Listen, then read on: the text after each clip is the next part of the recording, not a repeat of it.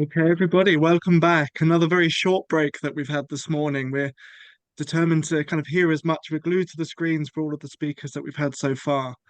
In about an hour's time, we'll be having a lunch break, so we can get up and spread our legs then. But firstly, I have the pleasure to introduce our next speaker, Kim Kaos. Kim Kaos is an artist, a puppeteer, and professional street performer who will be introducing us today to the river goddess, as well as his work of weaving art into activism. Kim has an impressive 15-year career as a street performer, an artist, and puppeteer, and more recently has found a calling to support and amplify environmental actions and activism and campaigns with his work. And we first met Kim last year in with his most recent endeavor with the River Goddess, and we can just see part of the River Goddess there in the background, this large puppet that was crafted for the Save the Wye river action, where he works to embody the goddess, the deity of the river, and we'll be sharing in just a moment some video about to kind of give you an idea of that. But welcome, Kim. It's really good to have you here this morning. Thank you. Hello. It's great to be here. So at the end of the talk, as with everybody, there'll be a chance to put questions to Kim. So please do pop them in the chat throughout. But while I've introduced Kim here, what is now left to introduce is the River Goddess. And I would like to start with a short video with some footage that Kim has shared just to introduce us to the River Goddess, that includes and shares and shows some of the things as well of where we met Kim and the River Goddess last year at the Unite to Survive event in Bath. So let's begin with that.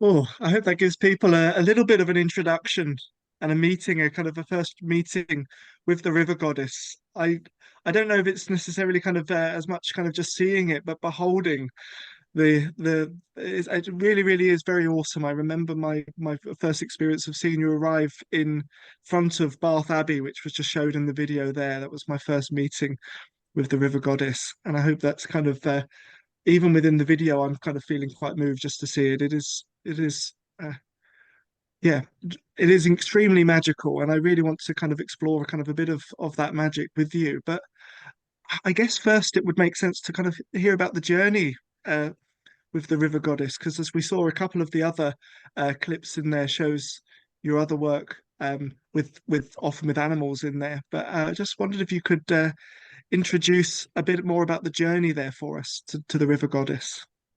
Absolutely, and thank you so much for having me here today. It's great to be with you all.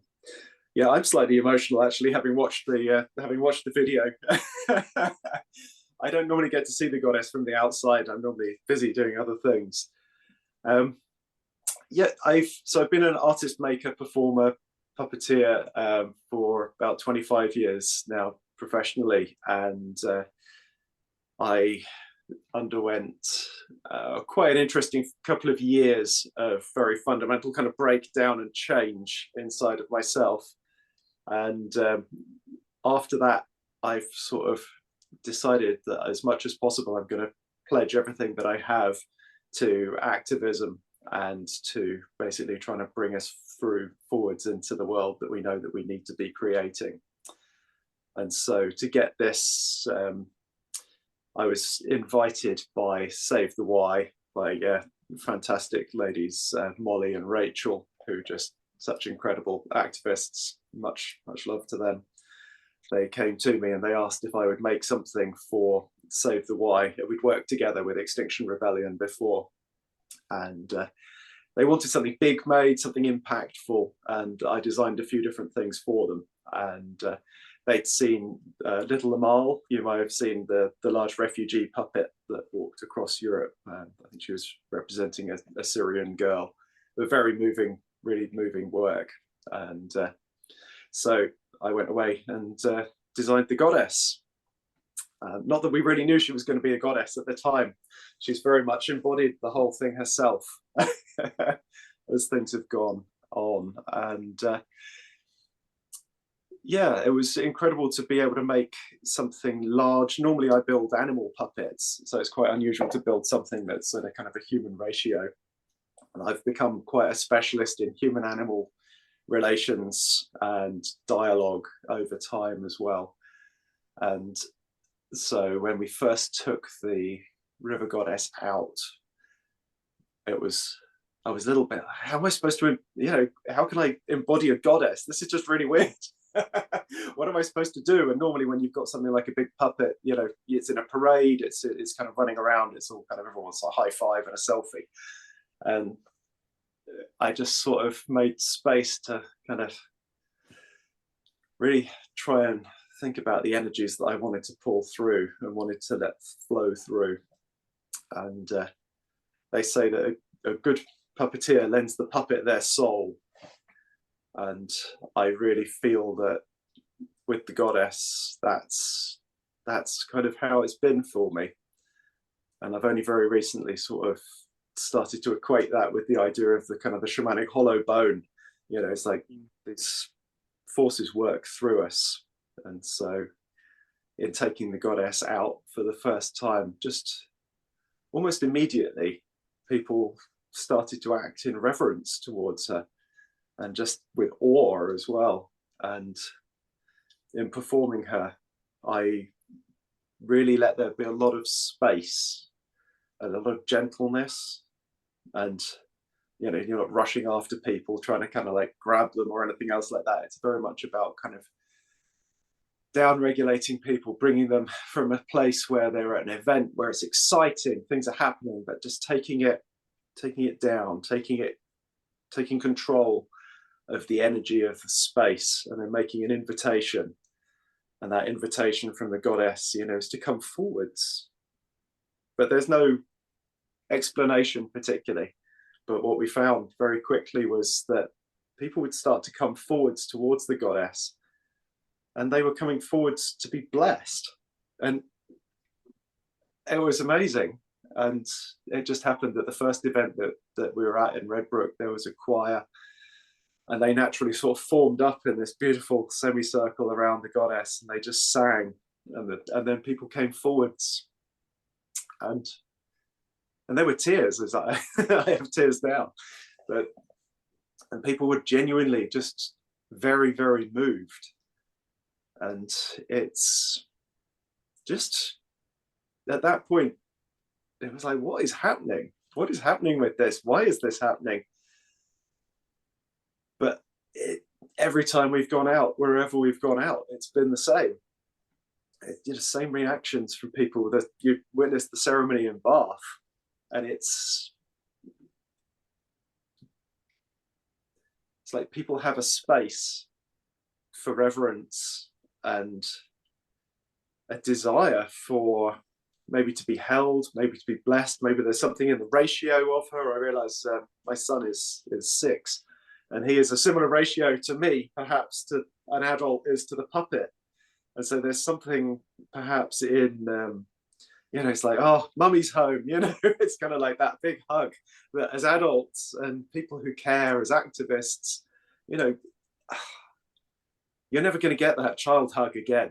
You're never going to get that. But when the goddess opens her arms and just kind of invites you in, there's this opportunity for being told, it's like, you've done good. You're all right. It's going to be okay.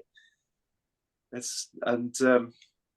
tend to find that when I'm working, it's quite strange because the goddess is really tall, but I'm inside the goddess. And so when people come forwards, we're face to face. And there's not a big, I haven't kind of hidden myself massively. Normally I hide myself inside my puppets entirely. No one can see me. But in this, you can see through the veil to where I am. But it just doesn't seem to put people off at all. It almost becomes like this kind of confession booth or something, or I kind of mentally try and throw this sort of cloak of silence and security around myself and the person that I'm working with. And often when people come in, they're talking, they're saying things, whether it's like, thank you, thank you, thank you, or I'm sorry, or I love you. And these are really, really powerful moments that we're having. It's incredible. And generally I'll kind of reach out with the goddesses. So the goddess will reach out. It's funny, Zoom has just told me I'm about to reach out to raise my hand. But so basically I kind of reach out and put my hands, or put one hand on their heads, and I don't speak when I'm in the goddess. The goddess is her own thing, but inside, what I'm projecting is basically, I'm blessing you now as a water defender. May the scales fall from your eyes. May you see clearly, and in seeing no longer be able not to act. I'm blessing you as a water defender. Now, act. And then, and there's just this really interesting moment. It's just 3 seconds that drops people from their sort of street feeling, and this kind of, we're out in the street. You're kind of like, you've got your guard up, you've got your shield up, but there's just this moment, 3 seconds with the hand on the head, and that drops people into this different space. And then 5 seconds, and that's almost like they're done. And some people will stay in. I mean, I've had people collapse, people go to the floor, and then the goddess follows them down, and we just have this kind of beautiful, beautiful moment. But it's just been such. We saw some of that in the video there. I mean, if I may just kind of share in response to that, remembering from that in Bath. Bath is for those who are joining in from around the world and not aware, Bath is a very busy tourist city. And one of the areas where we were at was right in front of the Abbey, and there were queues for kind of for people going into different places there. And people really, really stopped in their tracks. They're surrounded by wonder, ancient or old architecture there of the abbey. But they were stopped in their tracks in wonder as the goddess appeared there. There were queues of people then stepping forward, bowing their head, ready for this chance to kind of, to kind of behold the goddess and be kind of to meet the goddess. And you mentioned that about kind of, the human animal relations and dialogue. When you said that, I just kind of put that into context with this is a dialogue that is allowed or kind of enabled with the land, with the waters specifically, but kind of with that there. And we had to kind of get from one place to another, didn't we, with the next bit of kind of getting up to join a march a little bit later on, and all the way along, part of that route going through shopping areas and people stopping in their days of shopping, just to come to meet the goddess and to kind of stand before this river goddess, and whatever that interaction kind of was for them, but something powerful spoke to people. I just, yeah, remember that strongly from when you were talking about it. Yeah, it's incredible. It's kind of, people are bringing their babies forwards, they're to be blessed and to be kind of,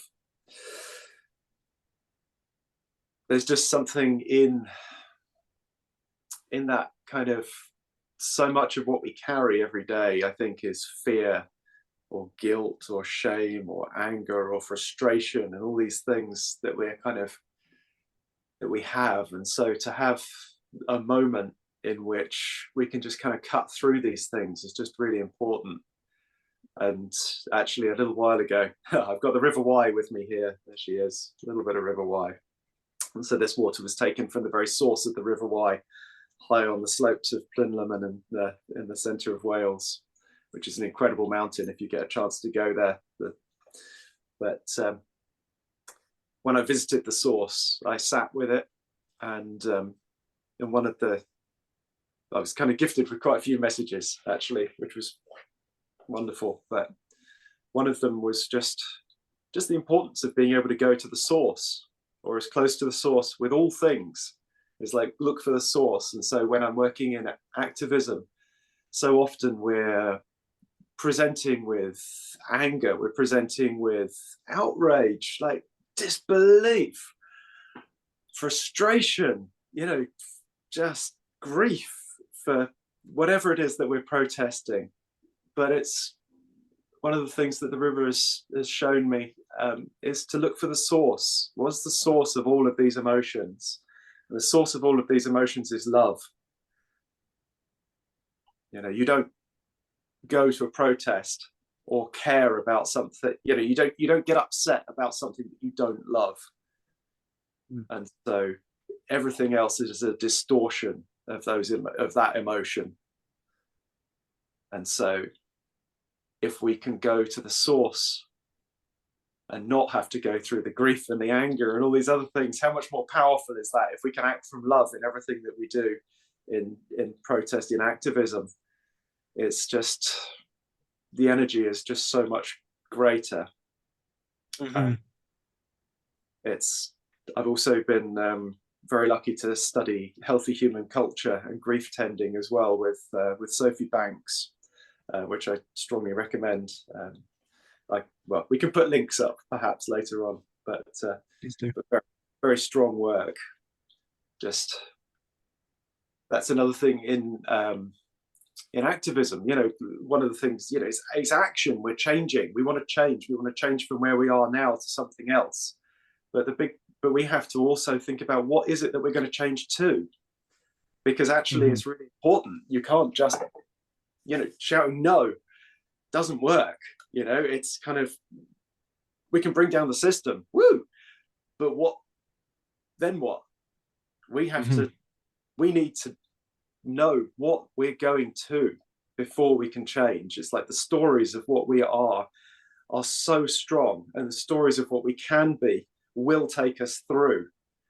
It's, even, if you look at wartime propaganda, it's all it's all doodahs, it's propaganda, but the idea is that it holds the hearts, it takes you forwards, it takes you through a period of suffering and sacrifice into something that's sold to you as a better world. But actually, we're in the game where we can make a better world, the better world that we want to go to. And so it's so important that as many of us as possible are dreaming this future and then beginning to live this future. It's kind of, be the change that you want to see, but you also need to know the change that you want to see. And the powerful point there of kind of letting the source of that being our love for the land rather than our frustration with what some things are going on, and bringing that in. And I think that's one of the things that stands out with the river goddess, is because what she also kind of represents for me is a reminder of the old sacred connection with the waters, the idea of the spirit of the waters, the landscape as kind of being something that we have a relationship with. And it could be very easy for kind of artistic kind of representations of what's going on with the river, to be showing it still as a thing, as an object, as a depository for waste, and kind of be showing kind of, you know, that with rubbish as the river. But what I think is really quite beautiful is that representation of the goddess in there, in support for, yes, the campaign for protecting the river from contamination. And I wonder if you'd be able to tell us a bit more about that river campaign and how the goddess has been supporting that, and bringing that message of the kind of the river as sacred into the discussion. Absolutely. I think it's important for me to acknowledge that anything that I'm talking about or doing, I'm such a small part of. You know, I stand on the shoulders and beside the shoulders of everybody who's gone before in all of these things, of the campaigning, of the friends groups, of the long-standing relationships that people have with the water, with the land, with all of this. It's kind of, as I study and as I travel forwards, I constantly find myself crossing the paths of these kind of wonderful people who've laid the trails for us. And it's, yeah, so kind of great honor and respect to all campaigners now and both directions. But I've been incredibly lucky. I've been able to live by the River Wye for nearly 20 years now. In fact, I live very closely with the river. I've got one of the most flooded houses in the Lower Wye. I actually live upstairs now because she comes in to visit so often. But it gives me a real front row seat on watching the water, being with the water, just seeing it in every single state. I think, you know, your other speakers have spoken about building that relationship with where you are as well. And it's kind of like every day I see the river, she sees me, we talk, you know, and then when you're in love with something, like the river, you know, and you see it being killed before your eyes, how can you not act? And so for me, it's been incredibly liberating, actually. It's been an enormous honor, but it also just makes you feel good about yourself to be able to get out and get on and do stuff. And so joining with the incredible people from Save the Wye and from kind of Friends of the Upper Wye, Friends of the Lower Wye, and everybody else who supported that work, we've been, I talk about we, but obviously these are all other people's work. But, you know, we have an incredible citizen science network now running up and down the river with people who are going and testing the waters every week, you know, monitoring the state of the river. That's then going on and being kind of ratified by other people and published by other people. But we're building this body of hard evidence. You know, it's kind of like it's the easiest whodunit ever. It's like smoking guns everywhere. You literally just follow the trail. And what's happening with the River Wye? So many of the watercourses in Britain have got a lot of problems from the releases of raw sewage, untreated sewage into the rivers, which is incredibly bad for the environment and shouldn't be happening, full stop. However, it is. And the scale of that is only just becoming clear now. The River Wye is a little bit different because it runs 180 miles through largely kind of rural landscape, forested landscape. Really not many large settlements on its banks at all. But what we have got is we've got a lot of industrial poultry units.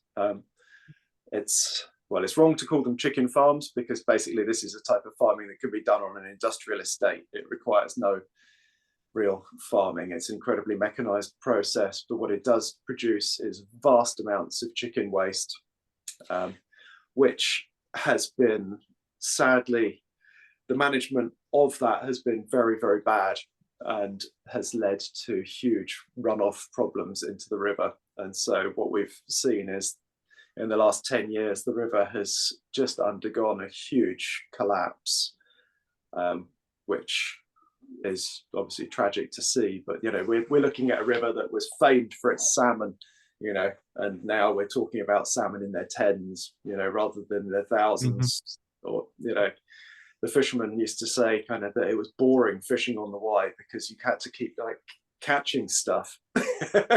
All that idea of standing there meditatively sort of flogging the waters, it's just kind of being ruined by catching fish. But now, you know, all gone. And we have, you know, we have this incredibly beautiful river. It's, you know, the birthplace of the picturesque, one of the first places that kind of commercial tourism really took off as well. But it's, as a river, it has so much power, so much potential. So it's going to come back. We just need to stop doing the harm. But we need to stop doing the harm really, really quickly. And so building so I guess people used to have an incredibly close connection with water. You know, now we turn on the taps, we get a cup of water, it's all good. But actually every single human settlement is built on water. There is no life without water. You know, the springs were important to us because that was our link with life. You know, the rivers were important because that's everything. It's your food, it's your water. And so we've kind of moved away. We've forgotten a lot about this. People have stopped looking at the river. It's kind of, they've been asleep on their guardianship, and it's bad things have happened to it.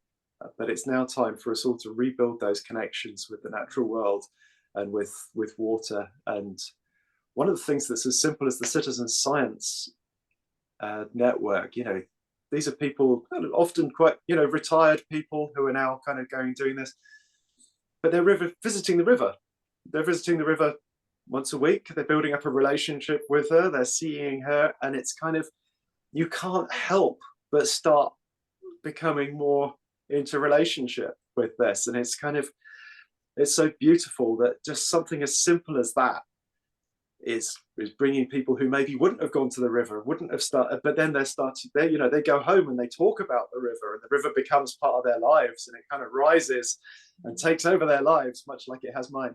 And it's just so incredible how simple it is. And one of the beautiful things that when I was lucky enough to work with Sacred Earth Activism in Bath, and we conducted the water ceremony, though, you know, the people brought waters from all over the lands, and they came and they were mixed, and we had the ceremony, and they received the blessings, and and then they went back out again. And it's like, so people went to the river, they collected the water from wherever they were, then they came, and then they took the waters back. And it's like normalizing that relationship of going and coming, and just being in relationship, building stories. And part of what I've been working with is really the acceptance that the river is alive, that the water is a living entity. And there's been so much talk about the river dying. Mm-hmm. And so if a river can die, then it must be alive. And so even without being spiritual, you know, we're already saying, right, okay, the river's alive.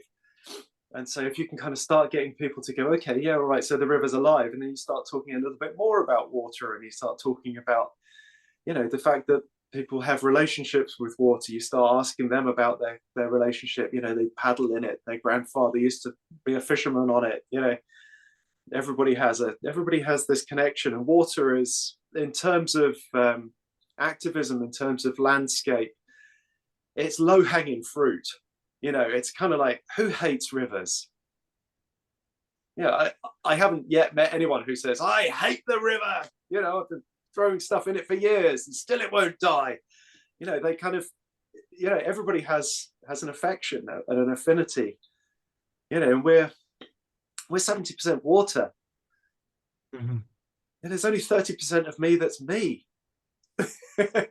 You know, why wouldn't we fill the pool for the water, for the sea, for the springs? It's kind of, water just seems like it's, you know, it's kind of, I think sometimes maybe, you know, when you're asking people to talk with rocks, it's maybe it's a different level. Maybe it's, but water speaks. Just listen to her. She's always speaking.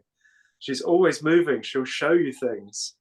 mean, we've had incredible things where we've taken water back to the river, and I believe that water holds memory, and it is sentient and alive. And one of the things that we're doing is we're bringing the water into the meetings now. So it's kind of where we've been to protests and we've been to meetings and we've been on behalf of the river. It's like, hell no, turn up with the river.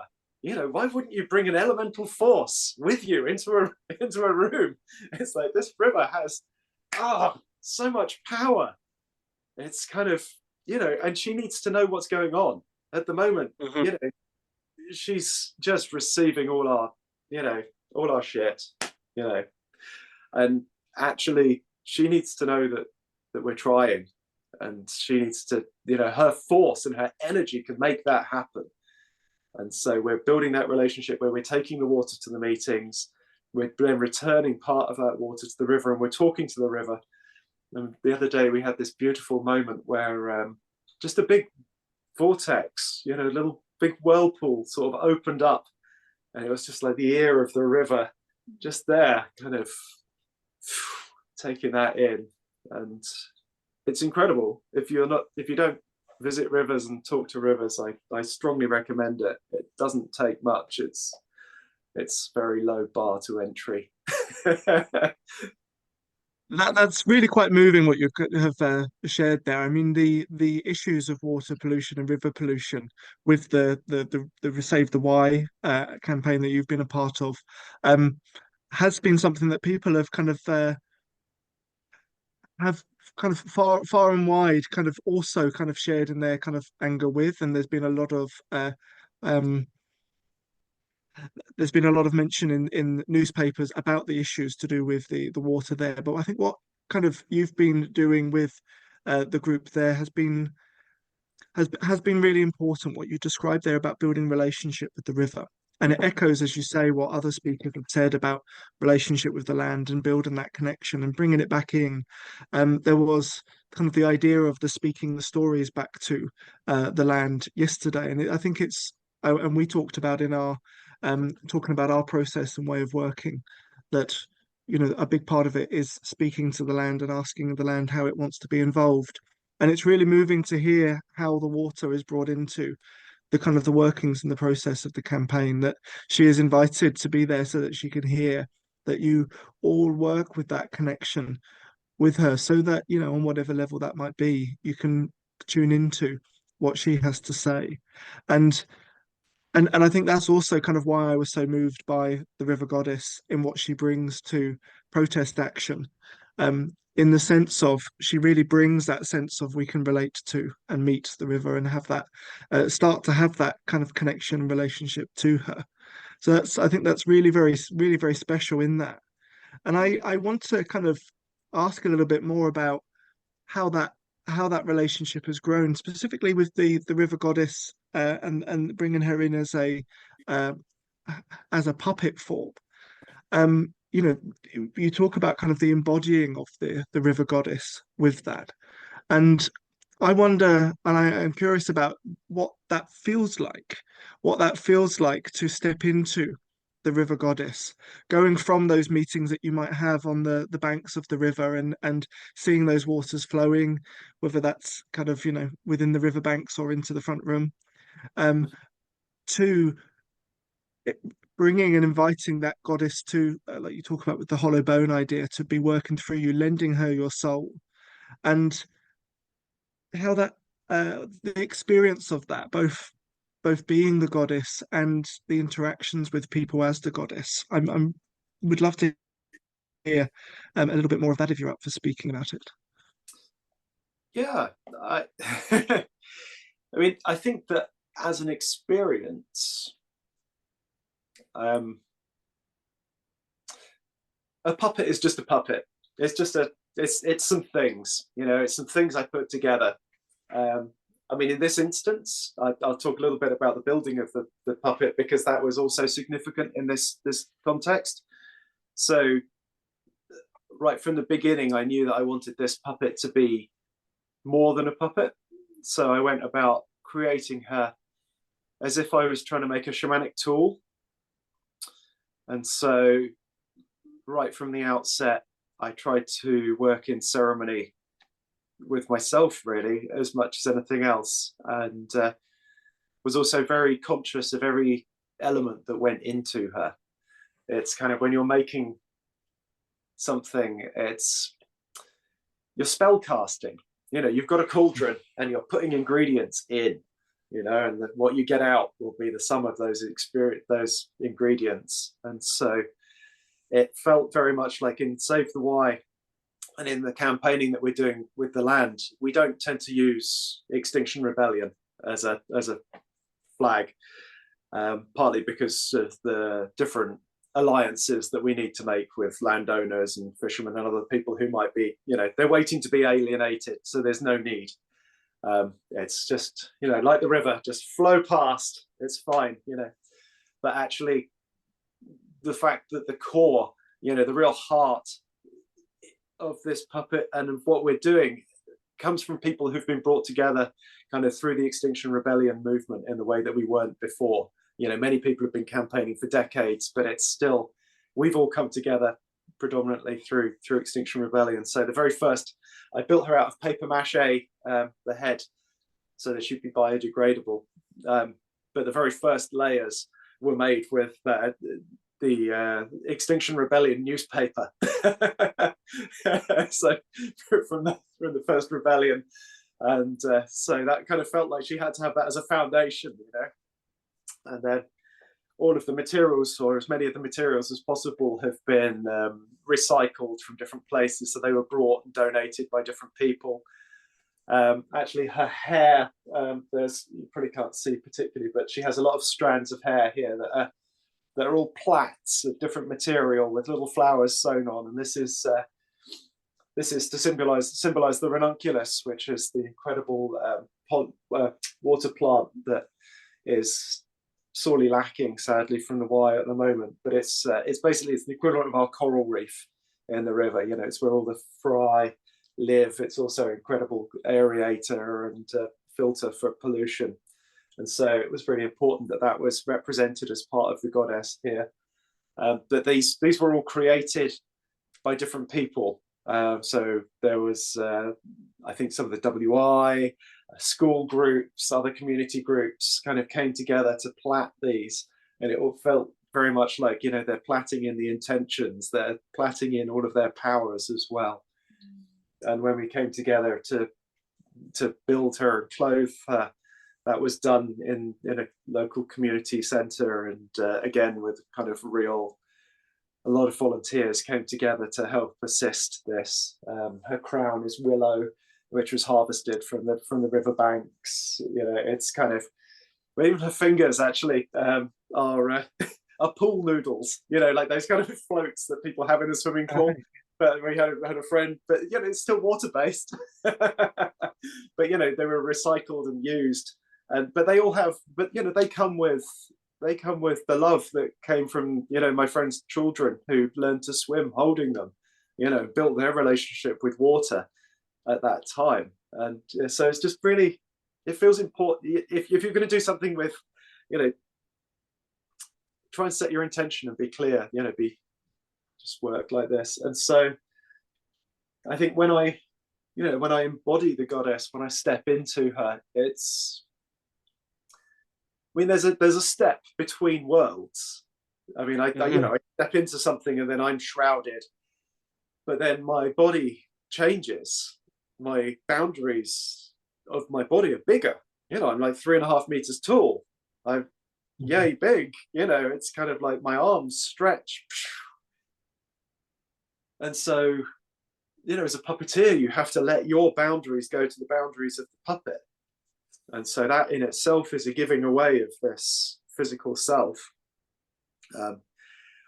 And I still think, I still have to be very alert. I still bring the sum of my, extensive experience in puppeteering to everything that I do. But you're not seeing with your eyes. You're seeing, it doesn't work on Zoom, up here.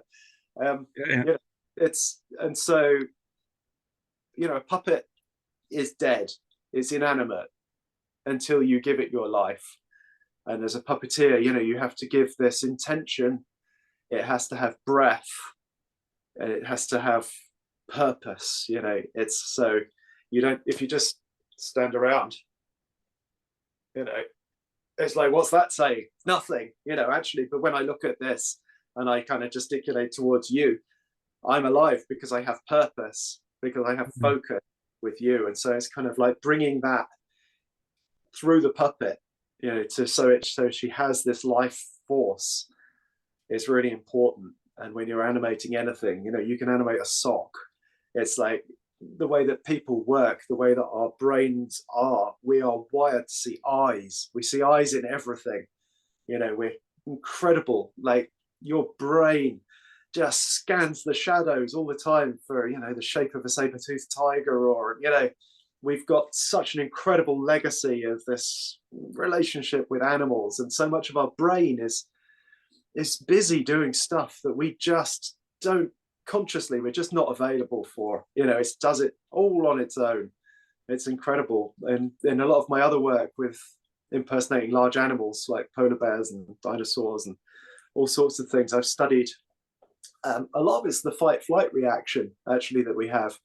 And so we meet a large thing, and you know, you and I think, oh, it's a load of fun fur, you know, it's not real. But this brain, you know, this brain goes, hang on a second, this could be dangerous.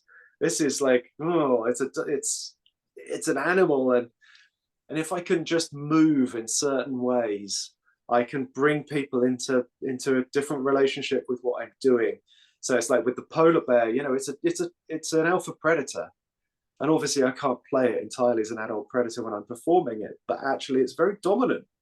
You don't come second in the Arctic. You know, you can't take it, although, you know, they wouldn't necessarily fight that much because you can't take wounding. There's a lot about holding space.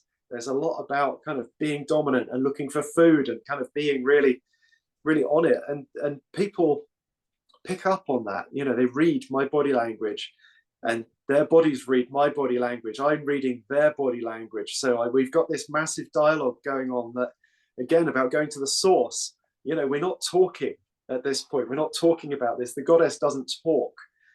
Speech is, you know, is a distortion of language that we're doing between us. You know, one of the real things that I find about meeting people in the real world that is so important, you know, going on the street and meeting people, you know, sitting with actual people, is that we read so many different things that are coming, you know, we're putting ripples off all the time of all these different emotions and movements. And it's kind of like, you just don't quite get that over Zoom, but it's just, you know, everything. You're always putting things out and reading things. And actually, to totally go off on a different one for a second, I'm sitting here in Annie's house, who spoke yesterday with Sol and Andy. And it's just kind of, it's so gorgeous, and others. And it's been really nice to create a micro summit, because I realized that you've created something that can span the whole world here. But actually, you know, we put out an invitation to kind of meet and have so my suggestion to everybody else is, you know, maybe next summit, you all kind of put out the invitation to each other and meet other people in your local area and come together and enjoy the summit as little groups. And then you can kind of have that human interaction and relationship as well, wherever you are. Then you could do it like musical chairs and say, well, Saturday you can do this. And then you all switch, go to each other's houses. Oh, that's absolutely lovely. Which takes me to play as well. So much about what we do is play. And so much of the emotions that I'm trying to trigger with the goddess and the ceremonies that we're building, it's not the fight, or it is fight flight, but we're trying to take you out of fight flight, coming into this kind of relationship of peacefulness, of playfulness, of joy, of reverence. And it's and inviting people. It's about an invitation. We're never forcing people into anything else. But where we've been taking the water into meetings and things like that, actually, the water has arrived at meetings without judgment. She's arrived with blame. without shouting. It's just like she arrives maybe in silence, maybe she's welcomed by somebody kind of reading a little eulogy or something like that. But it's just kind of like, it's got to not take, it's not about blame. Blame is in the past. In many ways, we need to absolve fear and guilt. You know, people are so stuck with their emotions because, you know, yeah, we've all been bad at recycling or whatever it is, but ultimately, you know, how many million gallons of oil did you pump this morning? It's like, you know, there's sliding scales of guilt. And the most important thing is, what does tomorrow look like? And how do we engage in making that a much better place? And so, yeah, a lot No, of this. that's absolutely wonderful. Yeah. That's absolutely wonderful. And I think what you kind of share there in terms of the presence, the silent presence of the river, whether that's kind of the water being taken to meetings or in how the river goddess puppet is there in silence, does really kind of just allow, or just, I don't know, something else kind of allows us to shift in there for people around in terms of, you know, they have to kind of take it into consideration because of the presence of it there. And I think that's kind of been a really beautiful hearing you talk about. I think you need to make capacity for change. So if you're full, you've got no room for change.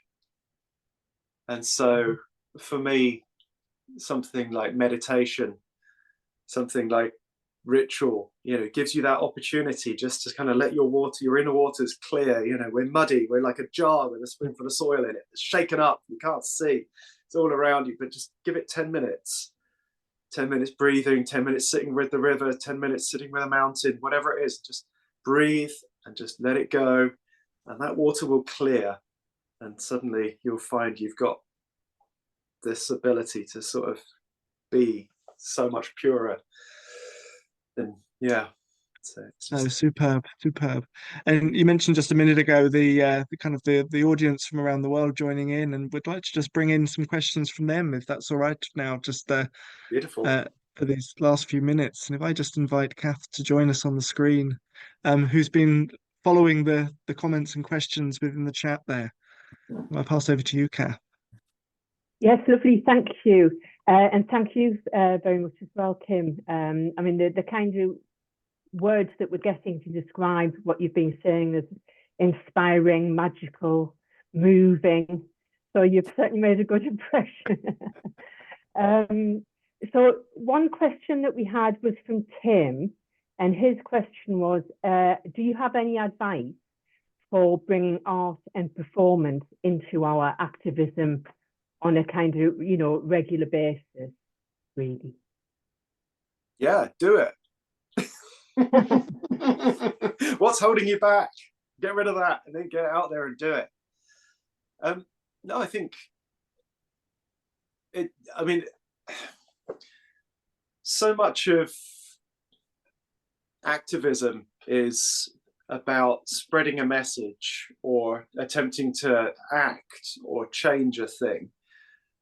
It's really important. Visual arts are hugely important. Just now, recently in the last COP, one of the good things to come out of that was finally the kind of official recognition of arts and culture.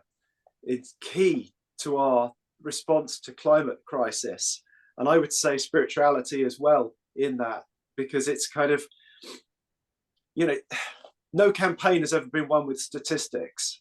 You know, statistics can be damning. You know, they can be like, oh my God, look at, yeah, we've all seen the kind of the, how hot is it this year, sort of graphs and stuff like that. You know, they're terrifying, absolutely terrifying. But what we can do with arts and culture, what we can do, the stories that we can tell, you know, to go forwards are really important. But also it's like, how can you make a visual one-liner if you've got a campaign? How many words would it take you to kind of say, this person is killing that, you know, but you could equally kind of immediately go and make a picture. And it's about curating those pictures and choreographing your actions so that the press find them. One of the great things about the goddess is she's 3.5 meters tall. You know, it's like when we say we're going to do an action, the local press, it's like, it ain't hard for finding it, you know. Also have, you know, work with a team. Nothing I do is alone. So you've got someone else who's writing your press reports with the message that you want to get across. Give it to journalists. it's not that they're lazy, it's just they've got a load of other stuff to do. You know, maybe they just like to go home early that day. But it's kind of like they facilitate, you know, we it's a reciprocal agreement. You know, they share our message, we give them our message, they can share it, it fills the column inches. It's kind of like most people want to be on the right side of things, make things look good. You know, when we're looking at advertising and things like that, you know, we're looking at, you know, millions of pounds and kind of, you know, thousands and thousands of hours of psychology and all this other stuff that's poured into telling you to buy some doodahs that you don't need. You know, but we need to look as good as we possibly can when we're out there performing, when we're doing ritual, when we're on the streets. It's kind of like, if the message that we're trying to get across is important and everybody's putting the time and the effort to be there, they deserve to look as good as possible. And so what I do is I support people in that and support the message getting across as clearly as possible as well. Even if it's just like, okay, guys, all huddle now, you know, and get the banners facing the right direction. It's really important that somebody takes on that role and does it. There are so many support roles. You know, you talk about leadership in a lot of stuff, but actually followership is far more important. It's, you know, everybody has a role. It's, you know, I've got friends who are fantastic at running Zooms, you know. I'm just like, I can't press the right button at times after 10 minutes, but I can build a goddess, you know, and other people are just like really good at making sure that, you know, I have a sandwich at the end of it. It's just like, none of us work alone. So bring what you've got. Everybody's all needed. Brilliant. So collaborative, be nice and collaborative. Is the message. So we also have a couple of questions, and then I know you do want to say Kim's written a special poem. He wrote it about 6 months ago, but it's called The Ceremony from the River Wye, and I know Kim wants to say his poem at the end. So if I just give you this last question, because I realise time is against us, but if I give you this last couple of questions, which are about sewage, and then maybe you can maybe you can then share your poem. One question from Martina was, have you used the river goddess in any specific ways to bring awareness of the whole sewage and plastic pollution and river pollution issue to the fore? And if so, how did you do it? And then another question from Moira was this, she was saying sewage release is very much a physical manifestation of unaware, unprocessed human emotions, which were a huge burden to sacred waters. And so what she was saying is this part of what you're including, is this part of your awareness when you're working with the river goddess and when you created her? Okay, I'm trying to remember the first question now. Oh, sorry. So have there been any specific ways that you've used the river goddess in dealing with pollution and kind of, you know, sewage? I mean, that's what she's for. You know, she's a political puppet. You know, she's not, you know, it's like I get invited to quite a lot of events and things like that. And actually, you know, as a professional performer, I go and I perform at events and we're there as entertainment. But I'm very specific that what I'm doing is not entertainment. You know, the goddess is a political puppet. And what she's there for is like, we go, you know, so the river, Save the Wye, ran 3 little kind of mini festivals up and down the river last year. And they were outreach events. You know, they were both celebrations for people who were involved to come and get involved, but they were outreach events where we were spreading the message about what's going on and bringing people in. And a lot of it's about education, you know, so we're just kind of teaching people what we've learned and sharing that so that they can get involved. So, you know, that was supported by the press, it was supported on the ground, it was supported in advance. So yeah, very much, you know, this is what they're for. It's kind of like, it's not just decoration on the back of the couch. And in terms of thinking about the actual pollution in the river when I'm performing, no, I don't think I am. I don't think it's necessary to. I think the fact that we're there, you know, there are many other people who are, it's kind of, you know, go to savethewye.org. You know, they have all the statistics that you're going to need to educate yourself. It's like we live in a time where things are changing very rapidly, and it's very much, it's on everybody to educate themselves, but also every time you learn something, share it. It's kind of learn one, teach one. I come from this kind of juggling background and kind of circus skills background, where it's like you'd see someone doing this amazing trick and you'd like sidle up next to them and you'd watch them do it, and they would teach you their last trick that they learned, you know, in the knowledge that that made us all stronger, because maybe you know maybe you would learn a new trick and you'd share it back. It wasn't a competition. And what we're doing now is, you know, I guess everything's water analogies, but you know, a rising tide lifts all vessels. You know, let's all be the tide. It's like every time I learn something, I want to share it, and keep sharing. We all learn. Brilliant. So would you like to share your poem now? Because, you know, we're kind of starting to run out of time, actually. So thank you very much. It's called, Kim's poem is called The Ceremony from the River Wye. So this is a poem that I received from the river. Water is life. Every drop of blood that flows within you, every tear that falls from your eye, let us be one with the cycle, the never-ending current of life. Water moving through our bodies, water moving through our lands. We meet here in ceremony and celebration for the River Wye that rises from the hills on the far distant Plinlimmon, a trickle of life and movement on a grassy slope, tenderly coming forth and feeling the tug of the sea, spilling down the slopes, abundance greening the earth around, obeying gravity and the siren song of deeper waters. As it runs, it is met with drips and drops and rivulets. Other streams rush forth to join it, coming together as we must come together, forming something greater, something stronger, making deep marks through the earth, punching through the seemingly solid resistance of rock to find a way. As its banks broaden, it becomes a home, a sanctuary. The creepers, the crawlers, the swimmers, the divers, the flyers, the walkers, the hoppers, the rooted ones, all find home in these waters. And later the small craft, the paddlers, the rowers, the happy dogs, the wading children join it too. The waters have space for everyone. Passing under bridges and around long meandering bends, a nursery for generations to come. The fry, the insects, the plants. This bubbly world is never silent, never still. As cliffs rise up around her and the castles look down, this vein of life joins with her sister, the seven. Together they are mighty, turbulent, insistent. They will not be stopped, as we must not be stopped. Their union becoming a channel and then a sea, and finally a mighty ocean. Crashing waves spin surf high into the air, caught by the wind and lifted upwards into cloud, spirited high above all as our imaginations too must fly, blown back to the hills to fall once more as rain. Can we find our way in our hearts to do the same?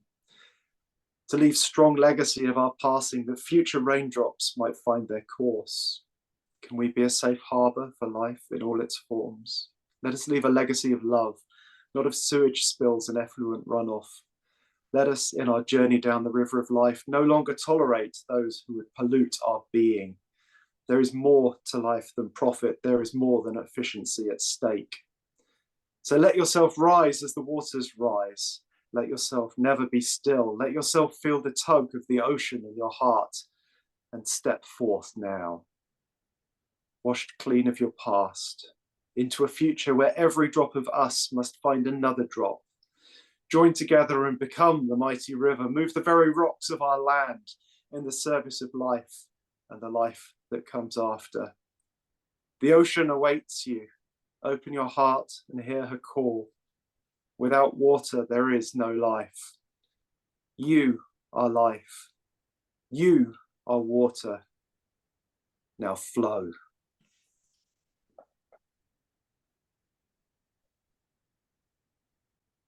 Oh, wow, what a beautiful, powerful message to leave us on. Thank you so much, Kim, for everything you've shared there, for sharing all of your beautiful work, for telling us more about the background of it.